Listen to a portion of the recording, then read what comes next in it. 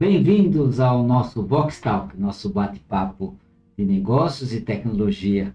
Hoje aqui temos o prazer de receber o professor Marco Antônio Spada, da FASB, Faculdade de São Bernardo do Campo. Agradeço mais uma vez essa oportunidade, professor Marco. Olá, André, os queridos assinantes, os nossos queridos seguidores e nossas queridas seguidoras. É sempre um prazer estar aqui. Aproveito com sua licença, professor, agradecer o professor doutor Antônio Carvalho, coordenador do curso de ADM, Administração, né? FASB, que gentilmente sempre permite que você esteja aqui com a gente. Legal. Bom, professor, a gente nos últimos meses aí se deparou com uma modificação na NR1, né? Que trata dos problemas psicossociais no trabalho, né? E é uma preocupação nossa como empresa de saber, e nossos ouvintes também informar, né? O nosso objetivo é divulgar conhecimento, o que está por trás disso, né? O que está por trás desses afastamentos por riscos psicossociais no trabalho, né? Didaticamente, eu sei que o professor divide tudo isso num guarda-chuva, né? Guarda-chuva macro, né, professor? O que seria esse guarda-chuva macro? Isso, André. Na realidade, foi inserido os riscos psicossociais na NR1, que é a mãe de todas as NRs, né? E ela trata de riscos relacionados ao trabalho. Então, temos um guarda-chuva grande, né? E esse guarda-chuva mostra a quantidade de doenças causadas em apenas um ano, André. Então, foram 472.328 afastamentos em 2024. Lendo o seu trabalho, eu observo que essas fontes são fontes seguras, né, do INSS, inclusive, né? É isso mesmo, são estatísticas, né? São dados que a gente teve do INSS. E a grande preocupação com os riscos psicossociais, André, que em 2023 teve um aumento de 68%. E agora estamos chegando, quase em outubro, esses riscos e essas doenças não pararam de crescer. Então, existe um número alarmante de afastamentos por riscos psicossociais no Brasil. Professor Espada, existe alguma divisão nessas estatísticas do caso do homem, da mulher?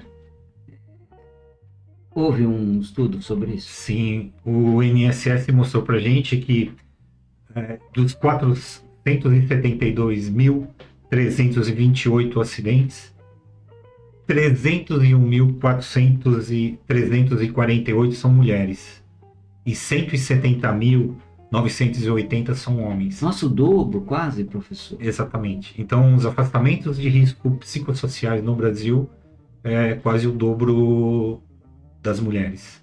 Será que é por causa dessa dupla jornada da mulher no trabalho, para casa, as responsabilidades dos filhos, marido, muitas vezes cuidar dos pais também? Será que isso influencia, professor? Então, André, sim, a resposta é sim. Mas a grande maioria, né, isso a gente já estuda há alguns anos, são multifatores, né? Então, o afastamento por riscos psicossociais são multifatores. Então, claro que agrava, né? A mulher tem 2 jornadas de trabalho, eu tenho alunos que têm 3, né? Tem o estudo, tem o trabalho e tem a casa para gerenciar, né? Então, são 3. E você imagina isso somado com as dificuldades do dia a dia, né? Então, claro que a mulher tem uma sobrecarga muito mais excessiva do que o homem. Por isso que é esse dado alarmante. É alarmante, né? E a gente vê que é uma divisão dos riscos sociais, né?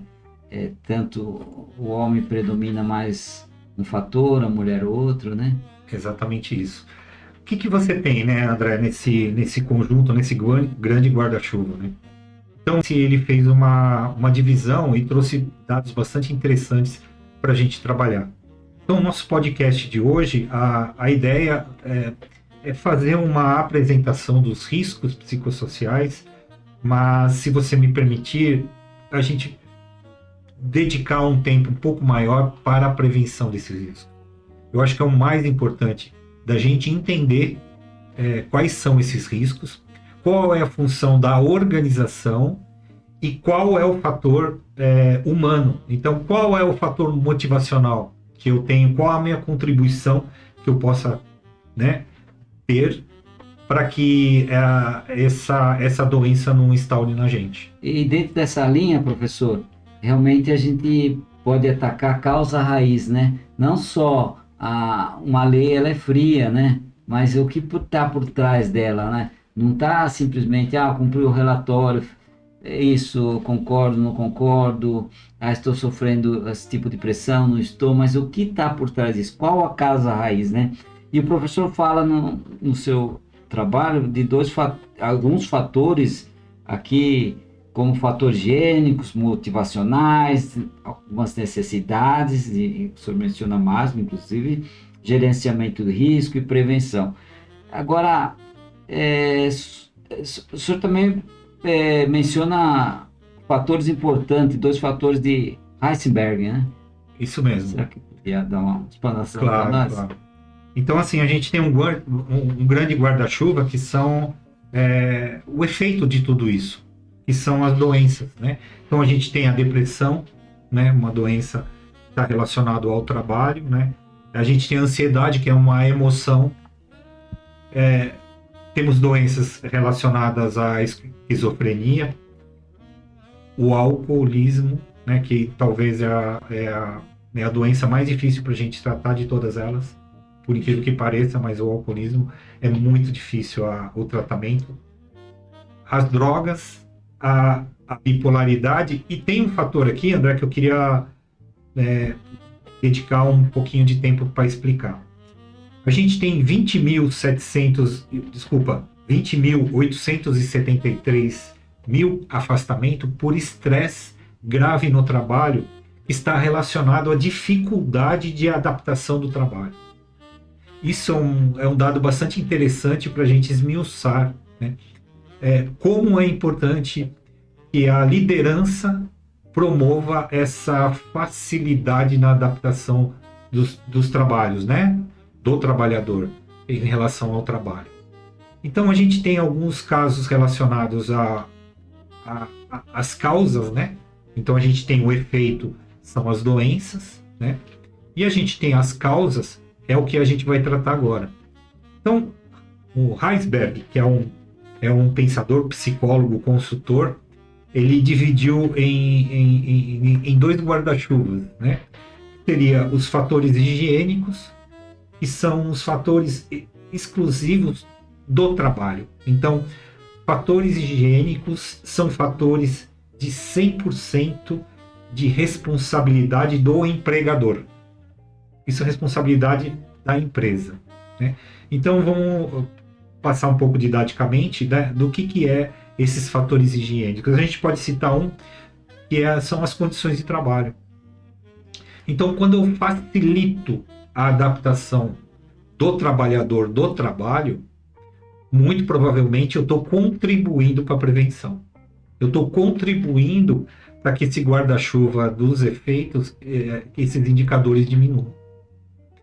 Isso é 100% de responsabilidade do empregador. Então, eu posso ter um ambiente saudável, eu posso ter um ambiente ergonomicamente correto, mas eu preciso ter adaptabilidade, eu preciso que o trabalhador se adapte a essas condições. Inclusive, professor, segurança do emprego, salários, né? Isso é um dos fatores também de Heisenberg, que ele coloca como os fatores higiênicos, né? Então, se eu tenho a segurança do meu posto de trabalho, que eu não vou me machucar, né, que está tudo ok, eu não vou adoecer no meu trabalho, eu tenho a segurança do que eu não vou ser mandado embora da empresa que eu estou trabalhando, né, que eu tenho uma visualização dos cargos e, né, dos salários e cargos, né, cargos e salários, eu tenho uma estabilidade no meu emprego, né? Isso contribuiu bastante para reduzir esse fator, esse risco psicossocial. Muito bem. E os fatores dentro desse raciocínio, o segundo fator de Herzberg, de realização, reconhecimento, gostaria que você falasse um pouco da importância desse. Claro. O reconhecimento de um trabalho realizado. Eu vou dar um exemplo, né, pessoal, da realização do nosso trabalho como professor e o nosso trabalho como psicólogo dentro da FASB, Faculdade de São Bernardo, que temos um espaço, né, a gente tem um consultório dentro da FASB e eu atendo os alunos, atendo pais e alunos, e também a gente faz um trabalho com a comunidade, né, para ter uma atenção bastante especial com a comunidade também. Então a faculdade, ela promove essa atuação nossa, né?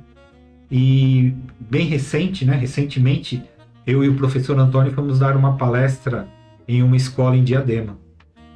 E o professor Antônio se apresentou, depois ele passou a palavra para mim. Falei um pouquinho das profissões, falei um pouco da minha profissão como psicólogo, né? E falei também do trabalho que a gente realiza dentro da Faculdade de São Bernardo. E, de repente, um menininho levantou a mão. Posso dar um depoimento? Né?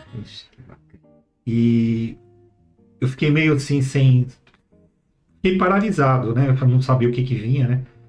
E o menininho deu depoimento. Professor, provavelmente o senhor não está lembrado de mim. Mas há 3 anos atrás, eu fui te procurar dentro do seu consultório e o senhor me acolheu. E todas as palavras que você me falou, eu gravo até hoje, né? Então, André, isso é uma satisfação. Acolhimento, que palavra importante, né, professor? E depois o menininho falou para mim, e o menininho, né, com todo respeito, ele deve assistir esse podcast, eu tenho certeza disso, né? Um grande beijo, um grande abraço. E hoje esse menininho é professor dessa escola, ele é professor de química. Então, André, qual a satisfação desse humilde professor, né, de ter feito a diferença na vida de uma pessoa. E quantas pessoas passam, né? E quantas pessoas passam. Então ele, né, deu esse depoimento, né, de que vou fazer o possível para não chorar, né? Vou fazer, ele quis dar esse depoimento para mostrar para os alunos dele a importância desse acolhimento. E quem sabe, André, daqueles 150 jovens que estavam escutando a nossa palestra, estavam ouvindo e assistindo a nossa palestra, será que um deles não vai sair como um psicólogo? Será que não vai dar um start? Quem sabe não vai mudar um pouquinho? Eu queria fazer educação física, mas eu vi esse depoimento e vou fazer psicologia. Então, essa satisfação, né, de um trabalho bem realizado é um valor muito, muito, muito grande. É intangível, sim, em termos no papel, né? Mas na prática, na teoria, a gente vê que tem atingir assim, o coração das pessoas, né, professor? E a gente estudou muito sobre a teoria e as necessidades que menciona Maslow, né? E parece que nos dias de hoje a gente vê aquela pirâmide invertida, né, professor? Será que tá? Uma casa a gente constrói pelo alicerce. Parece que a gente está construindo a casa pelo telhado quando a gente analisa o que ofereceu de oportunidade essa teoria de Maslow, né, professor? André, eu sou uma das pessoas, né?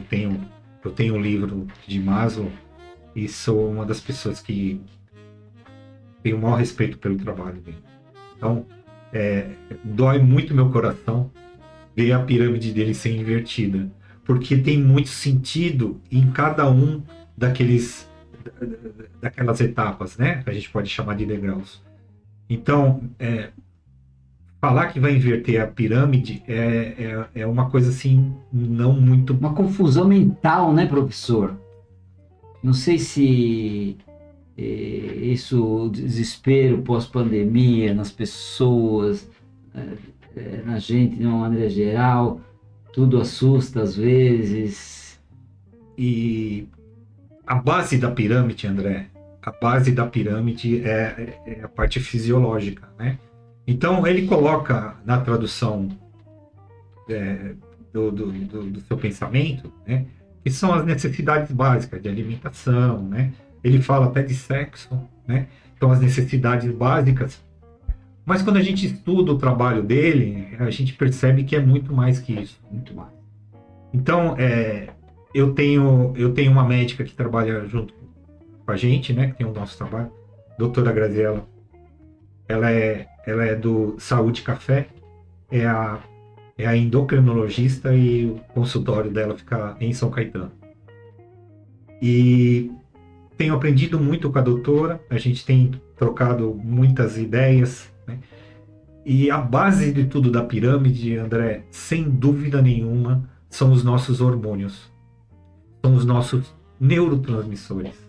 Então, se a gente não conseguir cuidar e ter esses hormônios, né, balanceados, provavelmente a pirâmide vai desmoronar. Então, eu dei o exemplo desse caso que aconteceu, né, recentemente, inclusive estava o professor Antônio junto com a gente, né? Então, existe um neurotransmissor chamado ocitocina, que é um neurotransmissor do prazer. Então, tem uma coisa bem interessante. Naquele evento, esse humilde professor recebeu uma carga cavalar de ocitocina, porque receber um feedback de um aluno, e hoje professor muito bem sucedido, muito bem resolvido, que é o responsável de capacitar os outros alunos, né? Para mim, eu recebi uma carga muito grande de ocitocina, que é esse hormônio do prazer. E tem uma ação muito interessante, André. A ocitocina, as pessoas que assistiram esse evento também receberam. Então, de você assistir um evento que foi prazeroso, né, que deu esse feedback, a carga de ocitocina também foi distribuída para aquela plateia, para aquela audiência. Não tem preço essa felicidade, né, professor? Exatamente. Então, a ocitocina é um hormônio do prazer. Então, está relacionado o hormônio do prazer com essa autorrealização. Que muitas vezes a gente está num lugar realizando um trabalho e a gente está no modo automático. A gente não sente nada disso. Que triste, né? A gente não sentiu prazer naquilo que a gente realiza, né? Então, existem outros hormônios que estão relacionados a essa base da pirâmide, né? Que é a dopamina, né? A gente precisa ter também uma carga muito balanceada. A serotonina, que é o hormônio da motivação. Mas, assim como a gente aprendeu com a doutora Graziella, a quantidade excessiva pode dar um efeito rebote. Então, tudo na vida ela tem que ser balanceado, inclusive os hormônios, que é a base da pirâmide. Eu vejo isso, professor, eu já com 75 anos, né? Muitas vezes a gente tem que, sei lá, um pouquinho de vitamina D e tal, mas eu vejo que a minha geriatra, ela faz um balanceamento, porque tudo que for demais também se pode virar tão... o efeito rebote, né? Pode ser prejudicial, muito cálcio exagerado, então tem que ter um equilíbrio mesmo, né? Exatamente. Eu consigo entender bem. Tudo em excesso faz mal, né? Professor, e quanto no nosso quarto guarda-chuva de 5 que o senhor fez esse levantamento aqui, como que fazemos esse gerenciamento desses riscos? Como identificar, avaliar, gerenciar esses riscos? Então, André, eu acho que aí é o fator fundamental que a ANR traz para a gente. Riscos psicossociais são riscos ergonômicos, né? Mas a ANR, ela busca o gerenciamento desses riscos, né? Então, o que você tem? Você tem um lugar onde coloca esses riscos, que é uma planilha. tudo que eu não quero entrar nesse detalhamento, eu acho que tem engenheiros muito competentíssimos que fazem isso, tem empresas que fazem isso. Eu queria entrar mais no fator da prevenção. Da causa raiz, né, professor? Da causa raiz, né? E ministrar exemplos práticos do que a gente está falando, né? Então, assim, a primeira coisa é a gente identificar quais são esses riscos, né? O que é risco psicossocial, né? A gente já colocou no primeiro guarda-chuva, né? Que os fatores higiênicos estão relacionados 100% à empresa, e os fatores motivacionais de Iceberg está relacionado 100% ao indivíduo, né? Então, como é que eu trago a motivação para que eu consiga realizar as minhas atividades, né? Isso dá só um guarda-chuva desse, André, dá um podcast aí de quase 2 horas, né? Mas a gente vai tentar fazer um resumo. Então, você tem os fatores higiênicos e fatores motivacionais, né? Então, você fazer a identificação desses riscos, avaliar esse risco. Eu consigo eliminar esse risco? Se sim, ok. Se não, como mitigar isso? Como reduzir esses riscos, né? E se eu não consigo fazer isso, como gerenciar esses riscos, tá? Então, André, eu trabalhei muitos anos fazendo isso, né? Fazendo identificação de riscos. E trabalhei muitos anos também fazendo análise de acidentes de trabalho. Então, na minha vida toda, presenciei muitos acidentes de trabalho. Mais de uma centena aí. E a gente entende que eu vou usar um termo aqui, tá? Presenteísmo. A gente tem o presenteísmo, que é o funcionário estar dentro do local de trabalho e estar concentrado no local de trabalho. Ele não está disperso. Diferentemente, o absenteísmo, você como empresário sabe muito bem o que é isso. O funcionário ele recebe uma avaliação clínica, médica, né? E ele vai para casa e recebe um atestado e ele entrega para o departamento pessoal. Afastamento, né? Esse é o absenteísmo, é o afastamento. Agora, isso dá para a gente identificar facilmente. Faz uma avaliação no seu departamento de gestão de pessoas, né? E você vai identificar essas pessoas que foram afastadas. Agora, o presenteísmo, né? Ele já é um pouco mais difícil de você identificar. Como é que eu posso identificar uma pessoa que está realizando o seu trabalho e ela está pensando em outra coisa? Vou dar um exemplo para você, tá?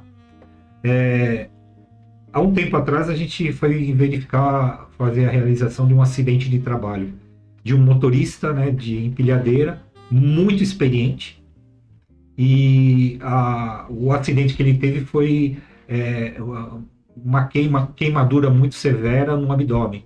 Ele foi retirar a tampa do radiador, né, e acabou se queimando.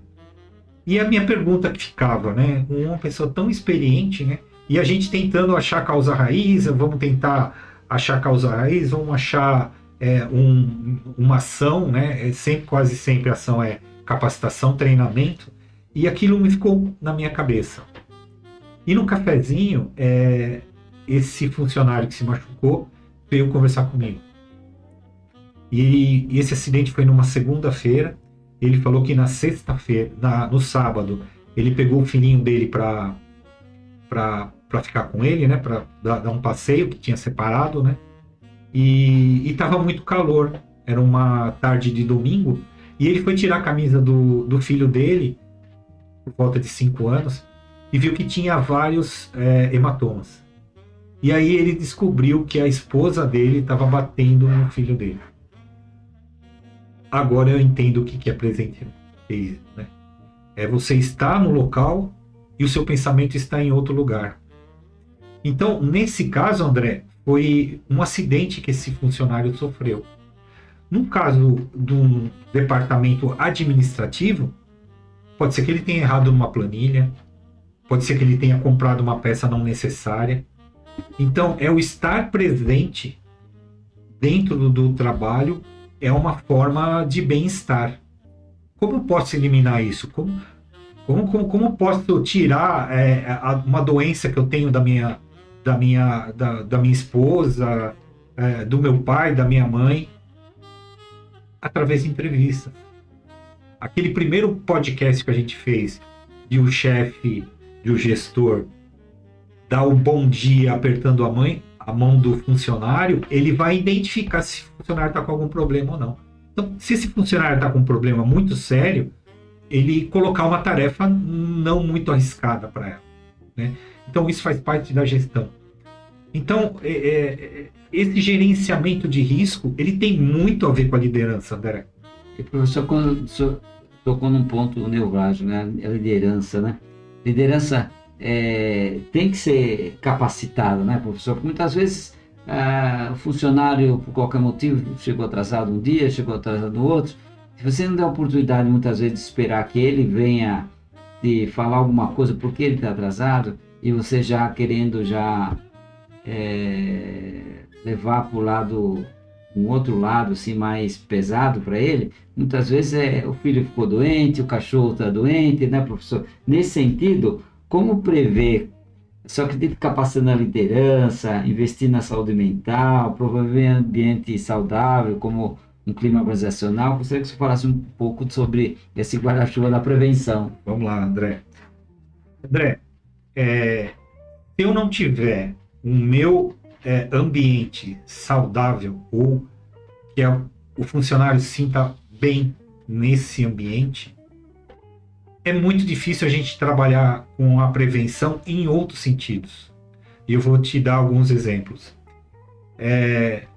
Temos atividade laboral todos os dias, temos massagem dentro do meu ambiente de trabalho, isso ameniza muito. Mas se toda essa benfeitoria, né, que a empresa faz com o funcionário, ele volta para um ambiente nocivo, tóxico, não adianta nada. Então, assim, a minha Castelo de areia, né? Exatamente. A minha sugestão é exatamente essa. Você trabalhar, primeira coisa, no bem-estar e no ambiente de trabalho. Então, esses riscos gerenciados, né, ele faz muita diferença. Então, se tiver que começar, vamos começar com a melhoria do nosso ambiente de trabalho, para que esse funcionário se adapte mais rapidamente a esse lugar onde ele passa, sei lá, 6, 7, 8 horas todos os dias, mais do que no seu próprio lazer. Então, se ele passa mais tempo nesse ambiente, esse ambiente tem que ser confortável e ele consiga executar, né, exercer a sua função de forma sadia. E nós, de uma maneira geral, temos que ter, né, professor, aquela humildade, né, de não só de dar feedback, mas receber feedback, né, e reconhecimento, não é isso, professor? Então, André, esse reconhecimento, ele entra um pouquinho na base da pirâmide do neurotransmissor, né, que é a ocitocina, né, que ele receber aquele feedback e falar, nossa, então eu recebi uma carga muito grande de ocitocina. Então, André, eu vou me ater novamente com os neurotransmissores. Ele é fundamental para equilibrar o nosso bem-estar. Então, se você está equilibrado, o combate às emoções da ansiedade, ela fica para trás. Eu consigo combater a depressão. Eu não vou precisar de vício, de alcoolismo, porque eu estou muito bem comigo mesmo, né? Então, receber essa carga de ocitocina é um valor muito grande. Então, por isso que esse feedback, né, é tão importante. Você pode receber isso através de uma fala, você pode receber isso através de um agrado, né, de um mimozinho. Sim. Você pode receber isso através de um salário, né, de uma participação de lucros, né? Tudo isso vai carregar de ocitocina. Professor, e não deixarmos, né, de dar esse feedback, juntar uma série de problemas e você dar um feedback e vir aquela avalanche em cima da pessoa, né? Aí ela pode realmente desmoronar, né? Então, planejar esse feedback sempre que for necessário, não esperar 6 meses, 8 meses, vou dar um feedback porque eu tenho que avaliar esse funcionário para um próximo aumento de salário, por exemplo, e aí eu jogo toda aquela carga em cima dele porque, você fez isso, você fez aquilo, puxa vida, muita coisa ele nem sabia que fez, né? André, eu sou professor de administradores e de engenheiros também. Então, eu me dedico uma parcela das minhas aulas bastante significativa, que é mostrar para os meus alunos a importância de um líder que tenha essa afetividade, que tenha esse letramento emocional com os seus funcionários. Então, se tivesse que investir dentro de uma organização, ou se aqui a gente fala assim, olha, onde a gente vai investir para que eu consiga reduzir esse número tão grande de afastamentos? E, sem dúvida nenhuma, eu investiria na liderança. O líder bom, ele evita acidentes. E o líder mau líder, ele contribui com esses acidentes. Bom, professor, eu não tenho palavras para agradecer essa brilhante aula aí, que mais uma vez nos traz aqui nesse levantamento importante que nos trouxe, né? Assusta mesmo, afastamento por riscos psicossociais, em média 180 dias no ano de 2024, né? Totalizando 3 bilhões de afastamentos, essa fonte do INSS. Isso realmente faz nos refletir bastante, né, professor? Muito obrigado, mais uma vez eu agradeço, professor, suas considerações finais, infelizmente, mas vamos voltar com certeza a esses temas. André, o empresário, a grande maioria deles entende em números.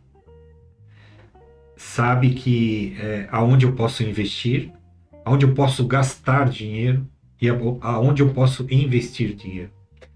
Então, a NR1, com essa modificação de riscos psicossociais, ela vem mostrar que a prevenção é um fator muito importante, inclusive financeiro. Então, se você afasta um funcionário, você tem que preparar um outro. Às vezes, o funcionário afastado tem competências que é muito difícil de você achar no mercado, tá? Então, qual que é a melhor forma de você evitar isso? Prevenção. É trabalhando na prevenção. Essa é a minha consideração. Mensagem, né? Pessoal, muito obrigado. Bom, pessoal, esse foi mais um Vox Talk, nosso bate-papo. Não se esqueça de assistir o nosso episódio anterior também, né, professor? Que nós tivemos aqui sobre letramento organizacional e emocional. Vocês vão gostar bastante, né? Não deixe de se inscrever no canal e dar um like. Até o próximo Vox Talk.